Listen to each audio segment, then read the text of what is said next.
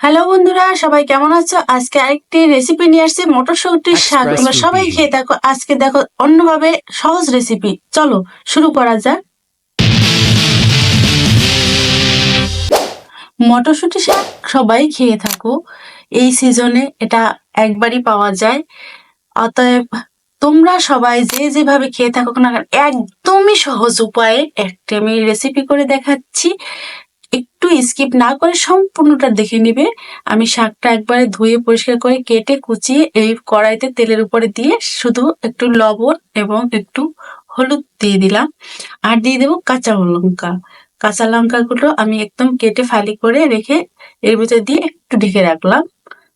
2 মিনিটের জন্য ঢেকে রেখেছিলাম। দেখো শাকটা সেদ্ধ হয়ে আসলো।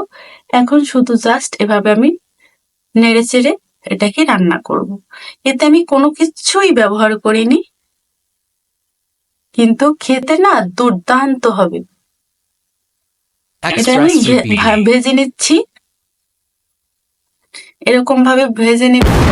আর এর সাথে কোনো কিছুই প্রয়োজন হবে না, তেমন বেশি কিছু প্রয়োজন নেই।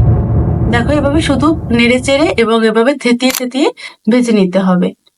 বন্ধুরা দেখো, শর্টকাট একদম সহজ উপায় কিভাবে রান্না করতে হয় আমার ভিডিওগুলো দেখে শিখে নিতে পারো, তোমাদের অনেক উপকারে আসতে পারে। আর ভিডিওটি একটু স্কিপ না করে সম্পূর্ণটি দেখার অনুরোধ রইল। যারা একদমই নতুন আমার চ্যানেলে, অবশ্যই চ্যানেলটিকে সাবস্ক্রাইব করে পাশে থাকা বেল আইকন অন করে দিবে, যাতে সহজ সহজ টেকনিকগুলো তোমার কাছে সবার প্রথমে পৌঁছে যায়। আমি শেষে একটু সরিষার তেল ছিটিয়ে দেবো নামানোর আগে। এটাই হলো আমার রান্নার পুরো টেকনিক এবং স্বাদ বেড়ে যাওয়ার অন্যান্য একদম একটা ঘরোয়া উপায়। বন্ধুরা, আমার ভিডিওটি কেমন লেগেছে অবশ্যই কমেন্ট করে জানাবে। আজকের মতো আমার এই ভিডিও রান্না প্রায় শেষের দিকে চলে আসলো। এভাবেই শুধু রান্না করলেই হবে, আর কোনো বিশেষ কোনো কিছু প্রয়োজন নেই। না পেঁয়াজ না রসুন, আমার রান্না শেষ। বন্ধুরা কেমন হলো অবশ্যই কমেন্ট করে জানাবে। আর নিয়ে পরবর্তীতে আমি অন্য কোনো ভিডিও নিয়ে তোমাদের মাঝে এক্সপ্রেস উপস্থিত হব। রুপি। ততক্ষণ সবাই তোমরা ভালো থেকো, সুস্থ থাকো, সুন্দর থাকো। এরকম এর নতুন নতুন ভিডিও পেতে আমার চ্যানেলটির পাশে থাকো। ভিডিওগুলো দেখে লাইক কমেন্ট করতে কেউ ভুলবে না।